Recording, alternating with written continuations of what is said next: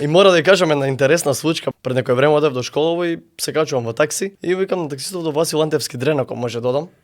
Вика, кај е тоа? Викаме средно кисо. Борис Кидрич.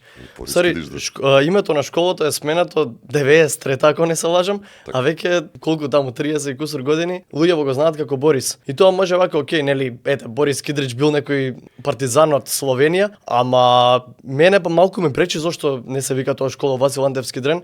Ама Васил Антевски Дрен бил еден од првите адвокати во Македонија. Голема величина од човек што има многу придонесено за Македонија.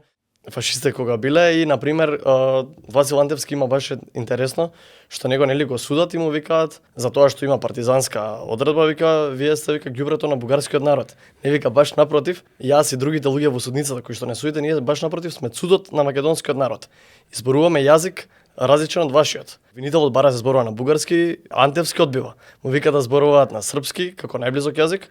Тоа е одбиено од обвинителот и на крај зборуваат на француски.